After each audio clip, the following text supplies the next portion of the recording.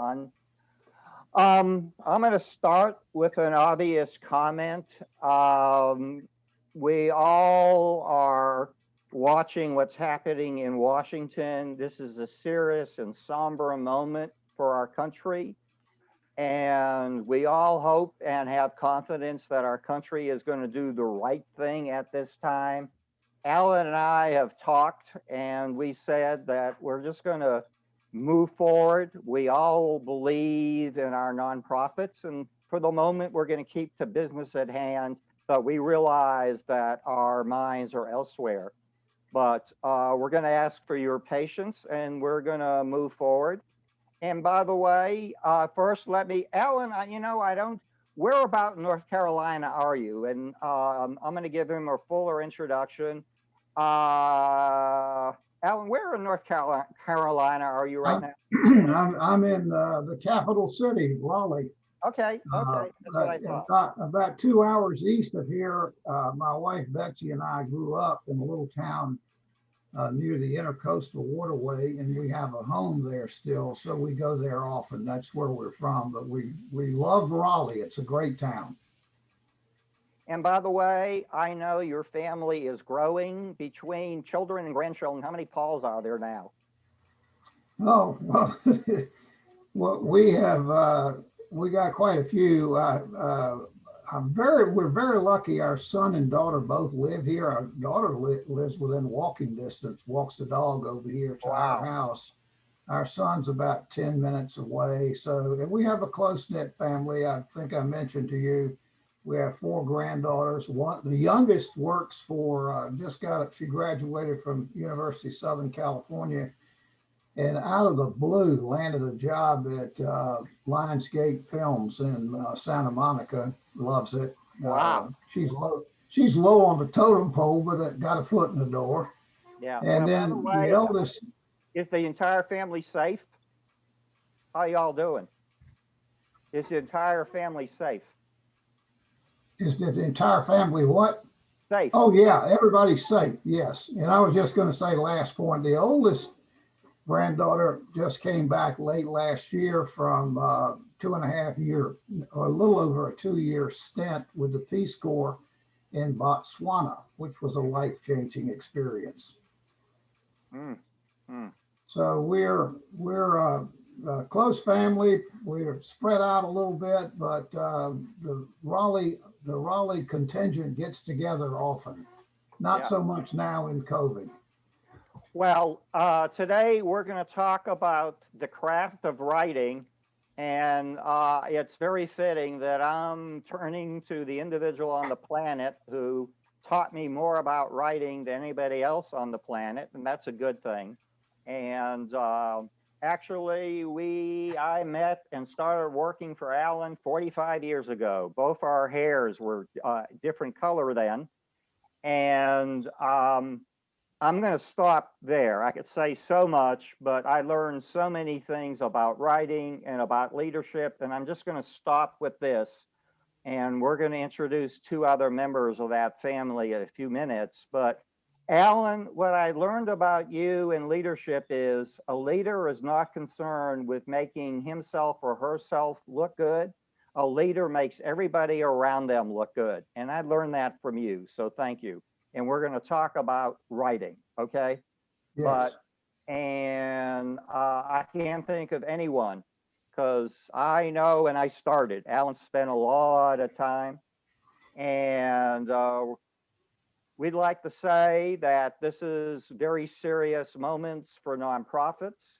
Nonprofit staffs and boards have always been experts in stretching nickels into dimes, and now they become experts in stretching nickels into quarters.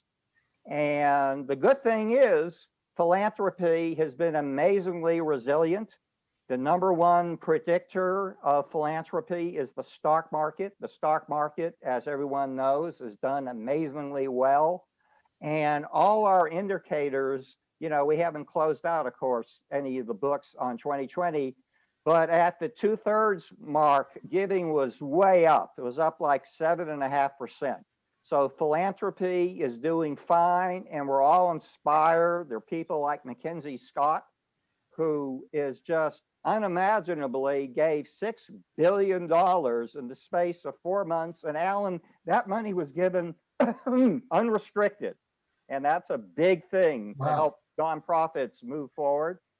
Um, this is just a little general background. Most of the money in American philanthropy, which equaled $450 billion last year, people think about foundations and corporations. Now, don't get me wrong, I love corporate and foundation, but if you're going to go fishing, the fish are biting in the pool of individual philanthropists who account for 70% of that $400 billion. This shows you where the money goes. It's held remarkably consistent. We've been tracking this data for 60 years, and it's religion's always been in the #1 spot, education in the #2 spot, and then a lot of other good causes slipped behind that. There are 1.5 million nonprofits in the country, and Alan, it's tough being a donor because you're not choosing between the good and the bad, you're choosing between the good and the good. And so Right. our nonprofit friends have to find the words to make their nonprofit stand out.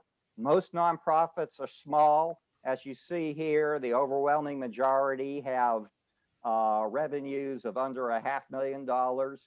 And we like to say, but whether they're big or small, they share the commodity of passion. They are staff members, they're board members, they're volunteers, they're donors, are very passionate about their cause. And we like to say that fundraising is both an art and a science. And I like organizing philanthropy or giving into 4 distinct parts. First is identifying who you're going to ask for money. Number 2 is forging a personal and emotional bond with them. So number 3, when the moment comes for solicitation, they're in a position to say yes and say yes at the amount that you're requesting. And finally, stewardship. You thank them at the end of the cycle because you want to go back. If Alan Paul was a donor, we're going to go back to Alan Paul next year. We're going to ask you for another gift. We're going to ask you to increase that gift. Alan, we have a little tradition at this point in the program. Our mantra is nonprofit strong. And I'd like to ask all our attendees to type in those 3 words, nonprofit strong. And Alan, I'll ask you a question. What are we? What are we, nonprofits? We're nonprofit strong, right? Exactly, nonprofit strong. Now, this is a little intimidating. I have to introduce my first boss, my first mentor, and he really worked with raw material. And I began a part-time job in 1974 at the Agriculture Council of America. I think you talked about your granddaughter was at the bottom of the totem pole. Well, I came in as a part-time college student. Boy, I was at the bottom of the totem pole. And but they made it a remarkably good totem pole. And I believe it or not, we're going to give us 1 minute, but we have 2 colleagues from 45 years ago. Can you give them both audio and video privileges to Ruth Brackett, our Brackett, and then Woody Bobbitt Lawson, who I think it's Stuxlaw. Can you give them privileges? Yes, I just promoted them both to panelists. So they should be able to turn on their audio and video. Ruth, can you hear us?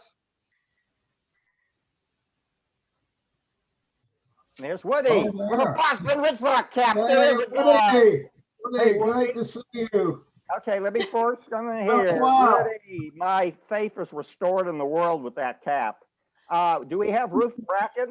I just want to say I'm here. Can you hear me? We can hear you. I first want to start with Ruth. Alan, she said this. She says she doesn't remember. We affectionately, Ruth gave you the nickname, the big guy. And I think she watched some type of George Raft movie or something. And she said she doesn't remember it. Oh, I love that nickname. Alan was the big guy. She'd say the big guy needs this. I don't remember. I do. And then Woody Bobbitt Lawson, are you there? I'm here. I want to talk about the time I was most jealous in my life. It was in the mid-70s. And I think you asked, Jim, what are you doing tonight? And I was kind of proud. I was going out with some friends for pizza and beer. And Woody goes, well, I'm going to the White House to watch Jaws with Susan Ford. Do Woody, you I was believe that? never I so love- jealous in my life. So my question is, when the Bidens have you over, what movie do you want to see? Well, currently I'm watching West Wing, and I have to tell you on well, it was on Netflix. Now it's on something else. But I have to tell you, having worked in Washington brings back a lot of familiar activities. Maybe not as hectic, but I believe ACA ran about as crazy a tight ship or less than tight ship.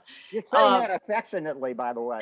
Absolutely. We had a wonderful time. And Jim, seeing you, I can't even believe I'm seeing gray hair, but you look No, great. No, you're not. Alan, You're you not look seeing great. gray hair. I think it's a problem with the screen. You're not seeing gray. Yeah, okay. I can't believe you're in Texas of all places. I Of know. all places. Of all places, but we get to Boston a lot, so we're guilty. We are going to have fried clams when we get to the post-COVID era, okay? Come see us in Duxbury. We We feature oysters. We will. Oyster. And by the way, Alan, I owe so much, but Ruth and Woody and everyone else, you are all part of my first work environment, and I'll be forever grateful. You made my first work experience, along with Alan, such a rich and positive Right. journey. Absolutely. So thank you, and we'll be keeping Absolutely. in contact. Alan, are you okay? I'm not going to brag about you. You've already bragged about me. You don't need to. I just would like to say that we did have a great team, a lot of collegiality and a lot of talent. And you certainly had your share. Woody and Ruth were blessed with a lot of talent. But you know what? Most of all, I remember you guys as really good people. And you've gone on to accomplish a lot. So I'm proud to know you. Thank you. Thank you. I'll tell Thank you you. what, Alan, Feelings mutual. how about we'll be keeping in contact, Woody and Ruth. And Alan, how about if we move to the Q&A? Sure. Alan has written several books. And what amazes me is the variety and the diversity of his topics. I write about 3 topics: fundraising, fundraising, and fundraising. Alan, I can't think of an author who's written about such a broad variety. We have Catlin, we got Honey, the American dog, and we have your latest book, which is wonderful. I've begun to read it, Marching Towards Madness. Can you tell us just a moment about your motivation to write each of these 3 books? Well, I'll be brief, but I think that's a good opening question. And I really had begun my career as a writer with the Associated Press here in Raleigh, and later went to Washington as a speechwriter and then got hooked up with you guys. But always while I was doing these other things after I left the Associated Press, I really wanted to get back to writing, and I was determined by a certain stage to try to write a book. And I happened to be in a mid-career studies program at Johns Hopkins Center for European Studies in Bologna, Italy. Best year of our life, incidentally, eating all that great Italian cuisine. And I was in a lecture on problems in communism, and a great Czech professor told us that unless the Russians came to terms with this massacre, generally known as Katyn, that's the Slavic pronunciation, unless they came to terms with that, they would never more normalize relations with Eastern Europe. And I got interested in the subject, like any author trying to figure out what he might write about. You got to figure out what can you say that hasn't already been said. And there were a lot of books on this subject, and to get to sort of the gist of this, I found out that the best sources were in the Library of Congress. I figured out after about a year of reading a congressional study of all this that no one had ever really humanized this tragedy, a great tragedy. It split the Western Alliance during World War II. And that has a great deal of relevance, I think, to our discussion here. And that's that part of what I know already you want to talk about is, you know, humanizing subjects to get people not only interested, but to hold their attention. And so I would say all three of these books, the Honey book is inspired by our own Dixie, Dixie Dingo. The technical actual name is American Dingo, and they're now a registered breed called the Carolina Dog. So that was kind of a labor of love.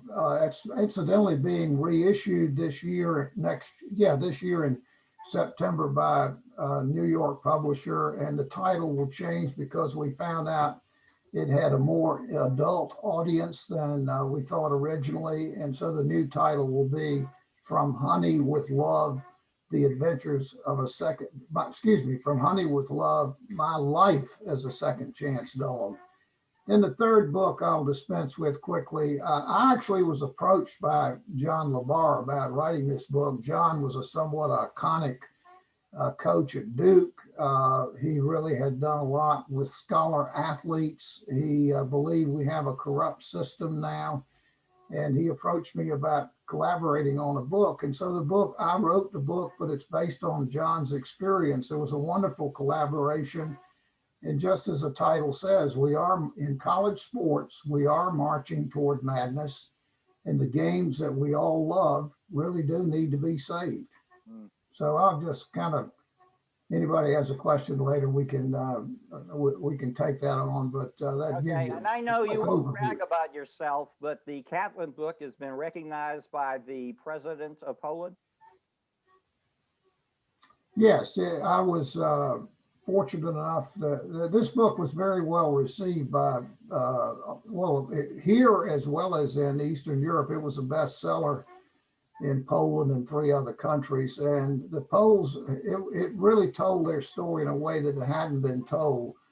So the president of Poland awarded me something called the Commander's Cross, which is the highest honor for civilians. And it meant a lot to them, which was a very gratifying thing for me.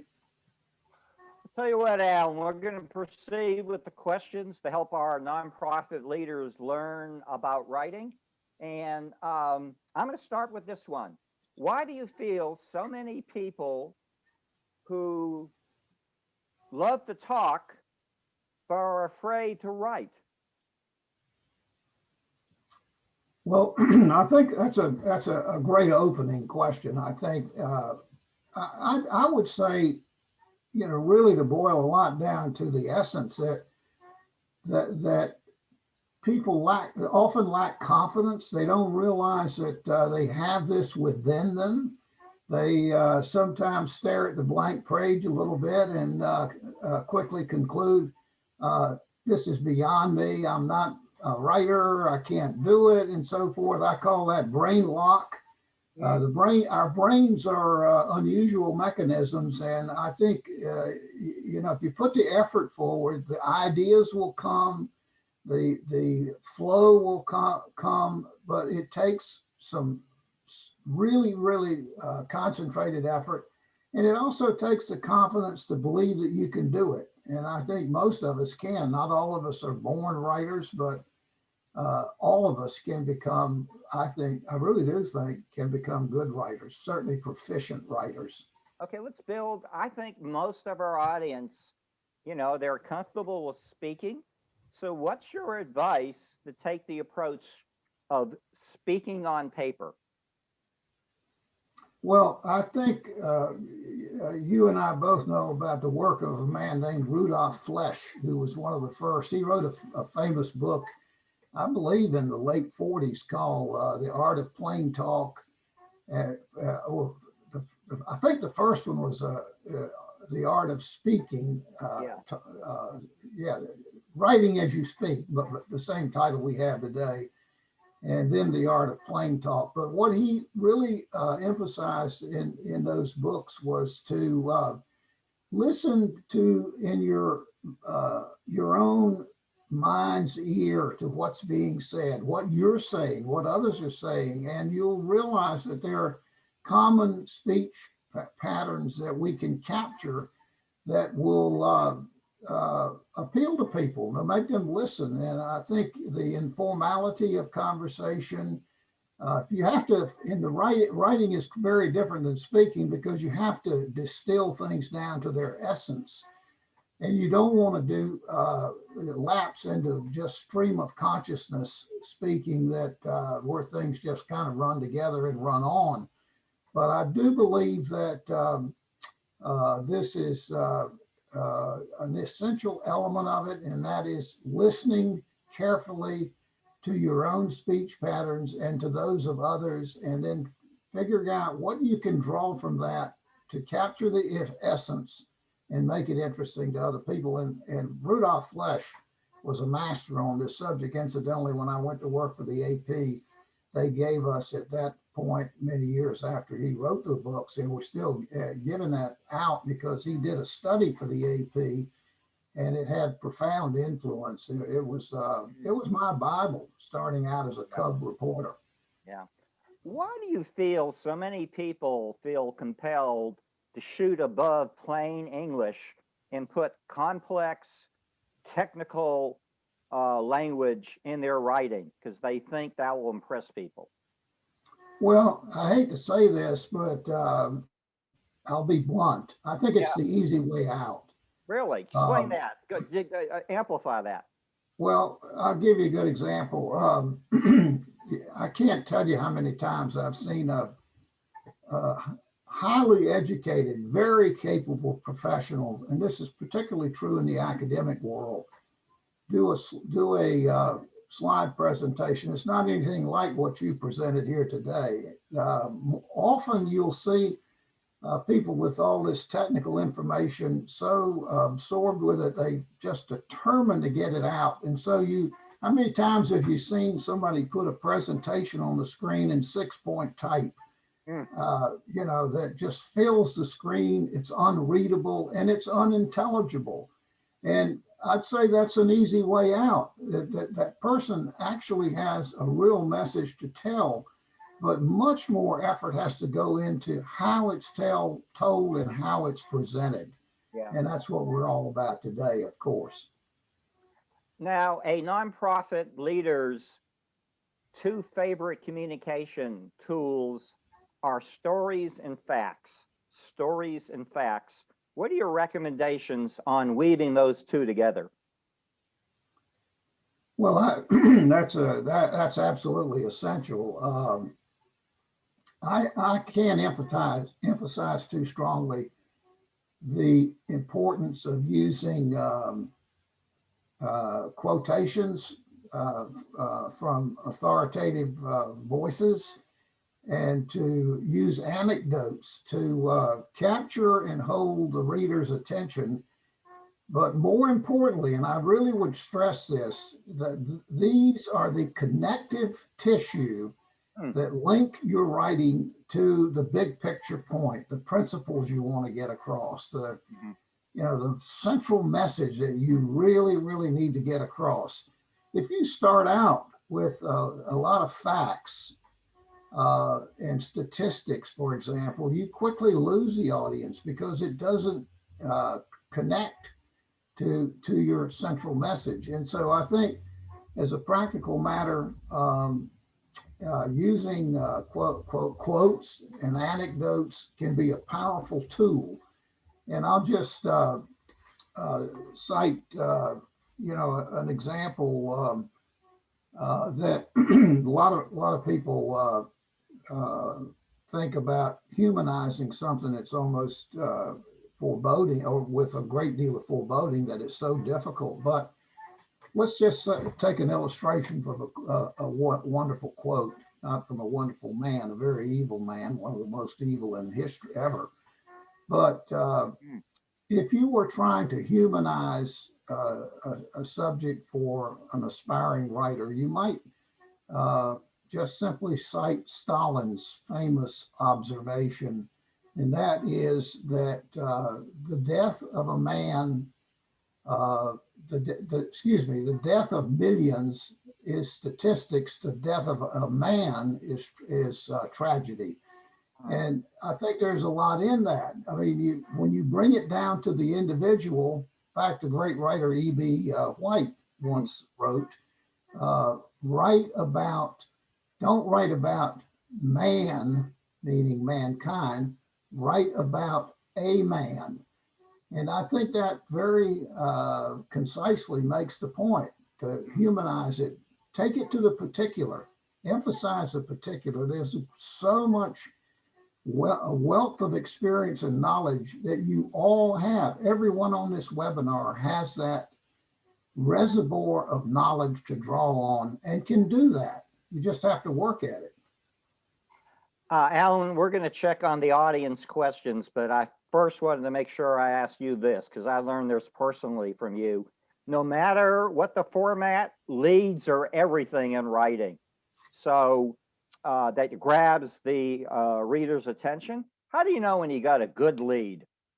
Oh, I love that question. I really do. Well, let's just say that is one of the hardest things in writing. I'm so glad you asked that. That is really difficult, and you need to put great emphasis on that.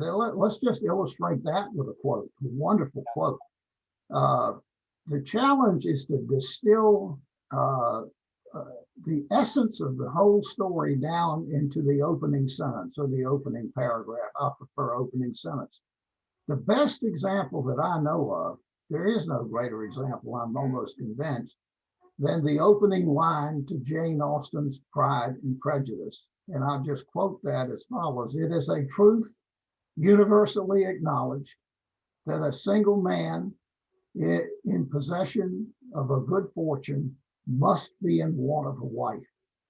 Now, if you've read, I'm sure I've read Pride and Prejudice 5 times in my lifetime, and I get something new out of it every time. But I cite that wonderful quotation for the simple reason that in that one sentence, Jane Austen told the story of her entire book. I don't want to make too much of this, but I do think it has a lot of relevance to what fundraisers are doing, the challenges they face, because it is a creative process. Yeah. And never underestimate it. It's highly creative. And I think you need to put the effort there in that opening just as well, to capture the essence of what you're saying in the very opening of the piece, whatever it may be. And I will follow that by saying it's easy for me to say that, and it's hard for you to do that.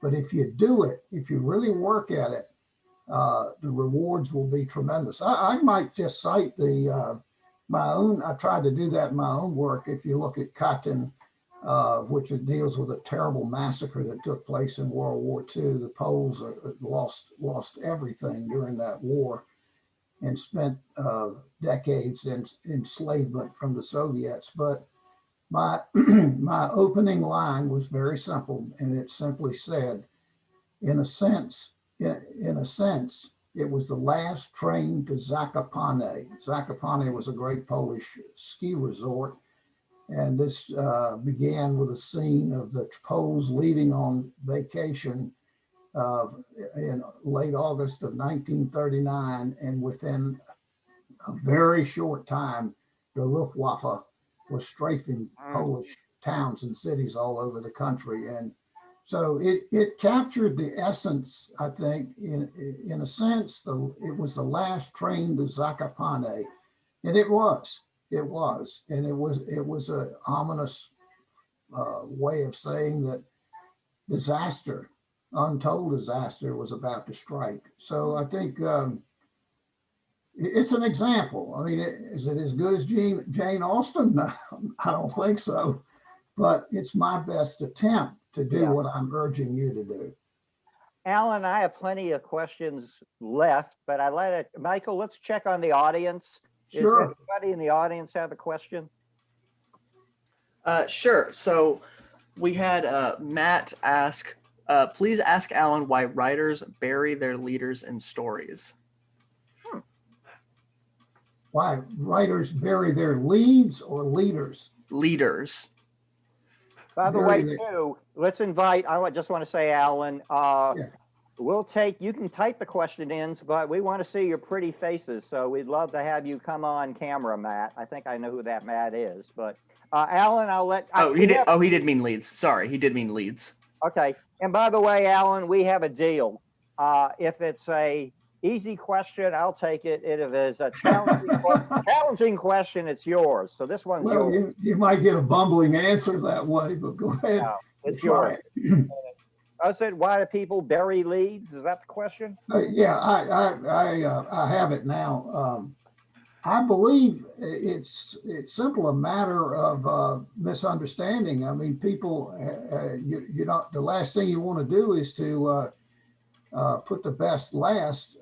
In this instance, I think you want to lead with your strength, and people underestimate the power of a great opening statement. I think they underestimate it. I think you see this happen all the time, but it's something that I'm convinced, and I think I've already said this, so I won't be repetitive, that we all can do, and we all need to do if we're going to be effective. And if we're going, and I think it goes back to the essence of right. I'm going to ask you a follow-up that screams out. Sure. Say you're writing a 1,000-word story. Is it often that you write your first draft and you discover that the lead is tucked away, you know, somewhere inside the text? You didn't lead with it, but you discover it after you write a draft. Yeah, that's a very good lead into the fact something I wanted to mention, and that is that these powerful leads are the essence of what you're trying to get across. It might strike you as strange, but my experience is totally in this direction. That may come late in the process. I can't emphasize too strongly to write a good fundraising letter, to write a good fundraising brochure, the materials that fundraisers commonly have to write. You know, it more than likely it's going to take some research. You're going to have to put in some elbow grease. I think everybody on the call, on the webinar would know that, understand that. But that process engenders best thinking. It engenders light bulb moments. And so I would say, to illustrate this as the author of books, I can tell you that in every one I've attempted, the title was the hardest thing to come by, and the title didn't come until last. I mean, it just didn't. And, you know, I used to beat myself up about that. I don't anymore. I know that's part of how it works, and you have to accept that. And you know, you get a lot of titles, but, you know, we also have to remember the well-worn phrase, but it's so true. It's a truism. The perfect is the enemy of the good. And it really is. And you're not going to do it perfectly. You're not going to write the perfect fundraising letter. Let's hope you write one that brings in tons of money. And the chances are, with the right work, you're going to be successful in that regard. But we shouldn't underestimate the type that the fact that getting to that end is a process, and you have to respect the process. Right. Hey, Michael, do we have another question? And I would welcome the person with the question to come on the screen. Yeah, so we have Don Gleason has a question. He's raising his hand, so I'm going to go ahead and bring him in. Okay, Don's been a member of our learning community. He's very active in veterans issues, Alan. And let's see, I know he knows how to use Zoom, but I don't see him. I'm going to ask him to start his video. There we go. I see him. Hey, Don. Don is, he has so many nonprofit leadership roles, it makes me spin. He is the past chair of our local American Red Cross, and now he and Matt are launching a new support group for veterans. But Don, go ahead. What's your question? No, I appreciate that. And I lost my question. I just written it. But anyway, so I appreciate Alan, and thanks, Jim, for that great introduction. So as we talk about writing, and we talk about that lead line you were talking about, creating that summary right up front so it's clear. Sometimes I get told when we're messaging with folks that we should take them on a journey. Therefore, the climax is at the end. So you're not giving them that punchline up front. But as we bring what you're talking about into the fundraising realm, do we put that lead line right up front and then kind of take them on the journey, or do we put it at the end? Well, I think this is an important strategy point. The last thing I would, and I may have come on too strongly about this. If I did, I apologize. But I wouldn't want to put or try to put you in your thinking in a straitjacket. I think creativity is operative here in all writing. I would say almost, I can't think of an exception. All right, certainly good fundraising writing is creative. Yeah. It's creative writing. I mean, is it on the level with Ernest Hemingway and F. Scott Fitzgerald? No, it's not. But it's very demanding, and I think there's a huge amount of creativity that goes into it. So there's Okay. much more than one way to do it. A guy named Stewart, who was a very successful writer for the Wall Street Journal, wrote a book that dealt with this subject, and I'd encourage you to, I think I have that, right? What was his name again? Stewart. Follow the Story by Stewart. Anyway, he elaborates on at great length in his book on what it takes to write a good story. And he emphasizes that, at the outset, it is important to frame things. You have to get people interested, but you can do that in many different ways. The last thing you want to do, though, I think, again, is to lead with a lot of statistics and hard facts that may be essential to the story, but you've got to entice the reader first in order to get them to Alan, I'm consider. going to add I my like 2 that. cents. In fundraising, I always thought that we are aiming for 2 decision makers. One is the brain and one is the heart. Give me the heart any day. The brain's going to ask, how much is this going to cost? Right. Are there other things? The heart is going to say sort of things like, how can I help? So you aim for an emotional connection. Don, Excellent. any other Go ahead. questions? And thank you for your leadership in the community, particularly now. Oh, you're welcome, and thank you. No, I think that makes sense when I'm thinking about it from an elevator pitch, because sometimes people will throw all kinds of statistics up in their elevator pitch in the first 20 seconds, and your eyes glaze over. So it's Right. grabbing a couple nuggets right up front that will interest you at the heart. I like what you said, Jim, and then you can build up the story from there of why that's important without overwhelming them. So thank you very much. Okay, thank you. Yeah, I'll just elaborate on that, Jim. That's a great point about the head versus the heart.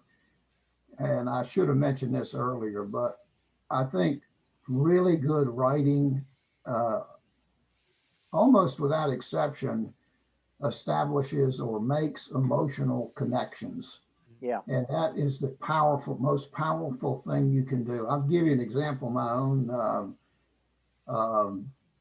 experience. I wrote this book called, you saw it on the screen, it's Honey the Dixie Dingo Dog. It's now to be changed to From Honey with Love, but it's about a dog that gets trapped and almost shot and then goes on to a life as a champion of agility. And I found this based on a true story, fantastic story. We don't have time to get into that, but what I wanted to say is that I somehow sensed at the beginning of writing this that it would be a much better book if I could somehow figure out how to tell the story in the dog's voice. Now that may sound simplistic. I don't hope it won't, but I wrestled with that. It probably 3 months before I finally got to it. And this really is relevant to our conversation here. I wouldn't call it an aha moment, but at some point, after a lot of consideration, I began to hear the dog's voice in my own ear. And now once that happened, the book wrote itself. I Wow. mean, it was amazing that it wrote itself. And why I tell you that story is that voice, which is a very unusual voice. It's Southern, it's young, it's wise, wise beyond her years, but it the voice helps connect to the reader, and it creates or triggers an emotional impact that's very real. And I've gotten made more money on other books, and uh, but I've never written anything that achieved the level of emotional connection that book Hey, did. It's a book Alan, about. let's stick with that subject of the voice because we have a lot of nonprofit staff on the line. I've been there Right. myself, and you usually were going to write for the CEO or the board chair or the president of the university. What are your recommendations for the writer to find the voice of the person at the top of the totem pole? Well, I think that's a major challenge, and I think that you certainly, it goes without saying, we all would instinctively know that you have to earn their confidence and trust. I think you have first, they have to respect your abilities. Then you have to, I think, convince them of what you can do. And I'll just cite an example again from my own experience. Worked as a speechwriter for a good while for a member of the president's cabinet. It was a great experience for me. I learned a lot.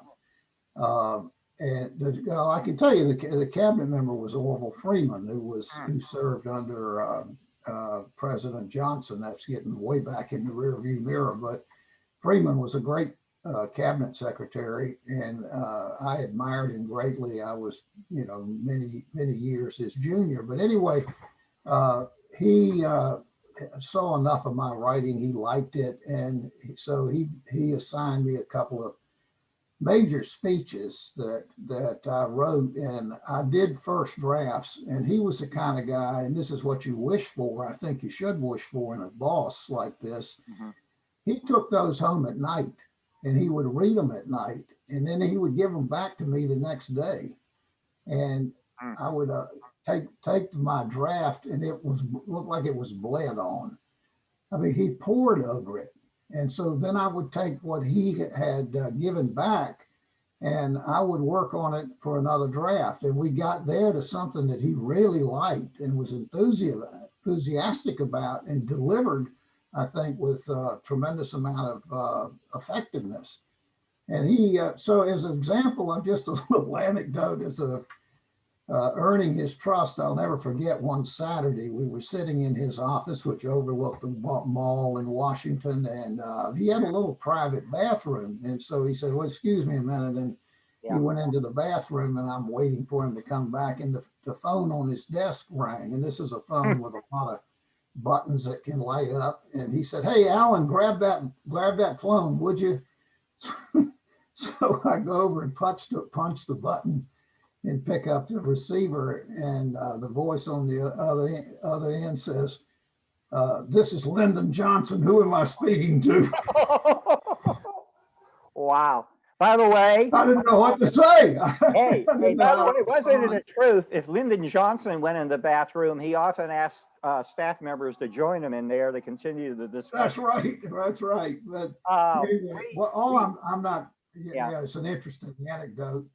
It illustrates that, after a while, Freeman got some confidence in me enough to say, go pick up the phone. So Wow. it begins with confidence and trust, I Wow. think. Wow.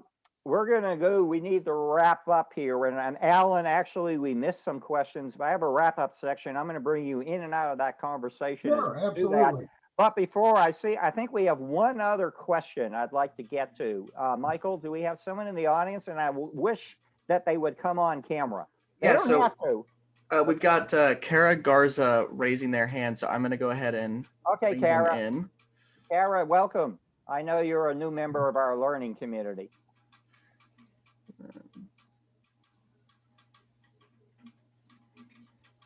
All right. And they should be able to join in just a bit. Okay. And Alan, before we get to Kara, the next, I want to ask you about the news release, even 45 years ago, and now it's the workhorse of a nonprofit's communications toolkit. I'm going to ask you after we hear from Kara to talk about, because I sure wrote a lot of news releases for you. How, you Yeah. know, how do you write a news release? But let's see what the question is from the audience. Well, Kara, can you go ahead and unmute yourself and bring on your camera if you want to, or you can just unmute. Oh, there we go. Hey, Kara, how are you doing? Hi, Kara. Hey, can you repeat what I'm supposed to do? I had to step away for a second and I came back and all of a sudden We want you to ask a question. Oh, okay. Having to do with writing. Well, I guess, is there, I mean, I think part of the, I do a lot of grant writing for our organization, and my issue really is how to be concise when there's some of the things that I'm having to explain are fairly complicated and even somewhat technical. And that's always been my issue. Do you have any suggestions for that? I mean, is there a strategy that you use because sometimes I'm limited to like 1,500 characters to try to explain an entire program or organization or issue or problem. And that's not much. Right. That's a great question. That's a hard question, so it goes to Alan. To me?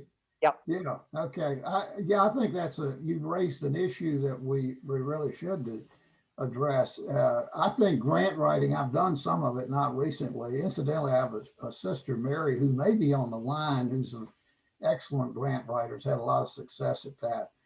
And I think that may be one of the more difficult, shall we say, genres, if we could call grant writing a genre, that anyone encounter. It is a genre that anyone encounters. Alan, you just won the hearts of grant writers around the world. Say that again. You just won the hearts of grant writers around the world. Well, no, I feel strongly about that. And also the rewards from it can be enormous. The consequences of failure can be devastating. So it's got a lot of live drama to it. But Kara, you're absolutely right that you can't short circuit the technical information, the case, all of that has to be developed. And so it's a different, I think, very different from anything else I'm familiar with. And I think you often are faced with a set format. You may have a bunch of boxes you got to fill in. So it's very demanding. And I would say that I would strongly suggest that there's still a very strong role for good writing. And I think when I say that, to try to make it interesting, I don't know that you want to use a lot of anecdotes. I think you could make limited use of some quotes, but I think I really think that there is potential to make it interesting. I think you have to make it interesting. The more interesting you can make, the greater your chances of success are. Well, I've heard that using quotes has been is very effective. And I've started doing that a little bit in my own. So I'm glad you brought that up. Hey, Kara, we forgot to ask you, which nonprofit do you work for? I work for Green Spaces Alliance. And actually I'm one of the program managers, but I do a lot of grant writing for my own program, for fundraising for my own program, but I'm starting to take on a larger role in doing that with some of our other programming that we do, and then just for the organization overall. So as I'm growing in this role, I'm wearing multiple hats. So as I'm growing in this role, I'm looking for ways to make my writing a little bit, because I just have days where I can't write a sentence. I don't know what it is. I think that's brain lock, right, Alan? Brain lock. Well, that's not. I think the best thing I could say about that is, hey, join the group. I mean, we've all faced that. I mean, it's I not. feel like I'm in good company. Yeah. The worst thing you can do, Kara, is to spend a lot of time staring at that page and then beat yourself up and say, well, I'm inept, I'm not able, I can't do it. That's not the case. Sometimes it just takes time. Yeah. And I've always found that when things freeze up, that says one thing to me: you need to do more research, you need to do more study, you need to find out more, you need to know the subject better. And invariably for me, that if I turn to the research, I'll get the aha moment, if we can put it that Hey, way. Alan, let's Kara stay there, but we don't have too much time. Talk about, you've done a lot of research. Talk about how a writer, a nonprofit writer, should approach the research phase. You want me to answer that? Yeah, sure. It's a hard Okay. one. Well, yeah, it is, and I think the old divisions are still as appropriate and applicable as they ever were. There's primary research Mhm. and there's secondary research, and I think you need to be cognizant of both. The literature on fundraising, for example, I'm sure it's voluminous. There's a huge amount. There's a foundation center in Washington, D.C. that's got a vast amount of material. So the secondary sources are important. I think they are something you should take a look at no matter what you're working on.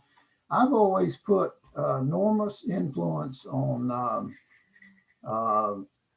primary research, and those for me take the form of personal interviews. When I did for my most recent book, Marching Toward Madness, probably 50, 60 personal interviews. I do them all over most of them done over the phone, although we went out on the road and visited some of the people who were interviewed and actually spent the night with them.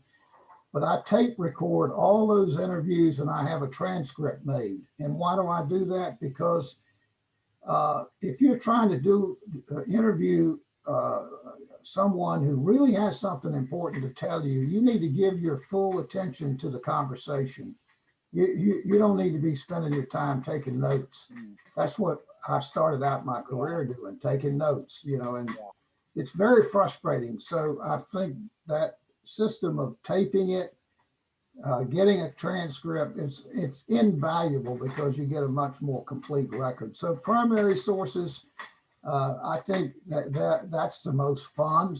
Researching secondary sources is a little dry, but we haven't touched on this. One last axiom, or one major axiom that I think it applies to all writing, is the axiom: read, and then read some more. Yeah. To be a good writer, certainly if you're writing narrative nonfiction or writing a novel, you've got to read Jane Austen.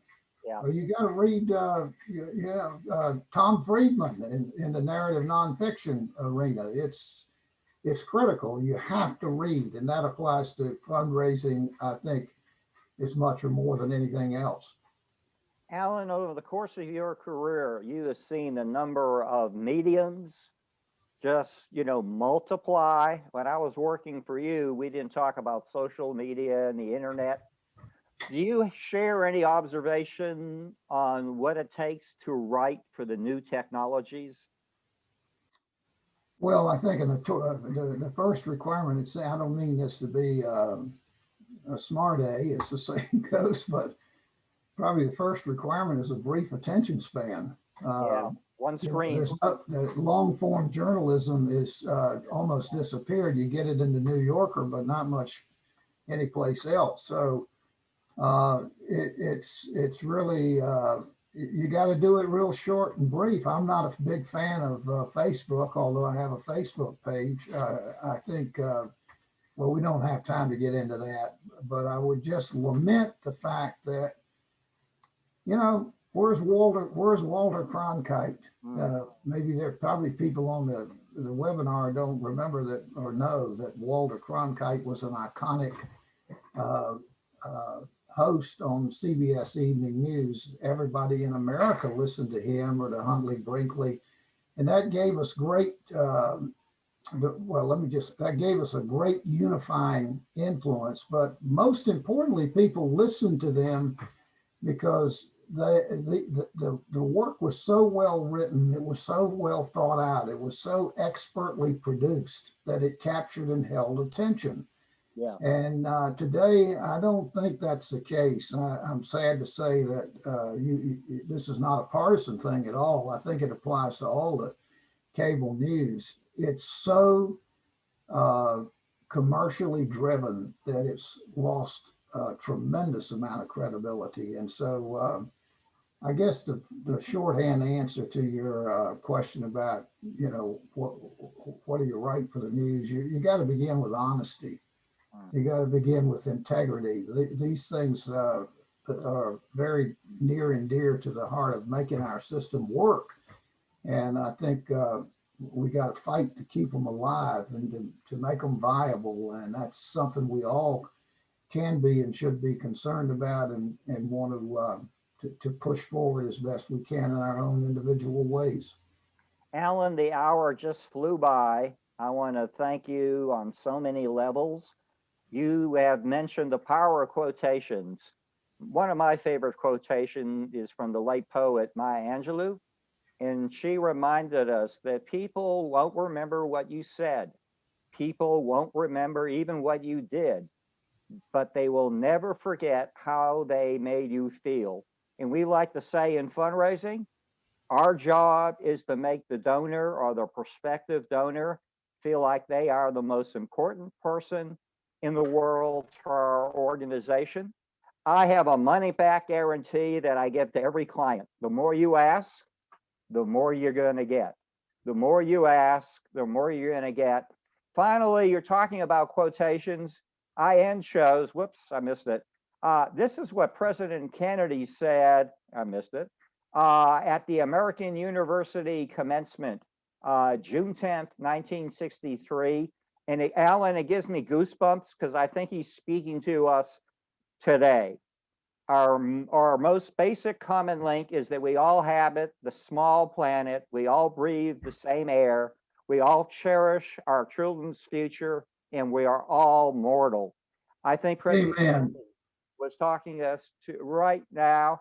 Alan, thank you so much. I just want to tell folks I wouldn't be doing what I'm doing right now if it wasn't for the journey that began with Alan Paul. So thank you so much. And by the way, I know how to ask things. We're going to do this again. Okay. So we'll do this a couple of months from now. This hour just flew by.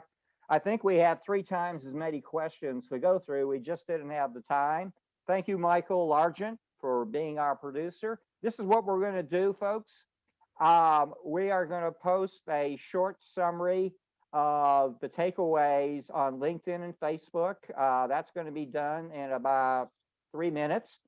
And then Michael's going to do what I call a magic spin cycle, and he is going to edit this webinar, and we're going to send it to everyone who registered, and we're also going to post the recording and the slides on both Facebook and LinkedIn. So Alan, please extend our best, the entire Paul family. I do have one problem. I look at a photo of you and Betsy, and you've been married, is it 60 years? That's right. Yeah. Betsy doesn't look like she's been married 60 years, so I want to find out what she's doing. Well, she still looks great, and we've had a great life together and continue to have one. So, and I want to just say to you, Jim, you have given me a lot of praise, and I won't turn this into a mutual admiration society, but you are a great guy to work with, and I'm proud of what you've done. Thank you. And I've really enjoyed being with you and your audience today. It's been a great pleasure. So we're going to do it again. So everybody stay safe, and we'll see you next Wednesday. Thank you, Alan. Thank you, Woody and Ruth. Stay safe, and Dawn and Kara and everybody in our learning community. We'll see you next Wednesday. Good night. That was perfect, Alan. Thank you.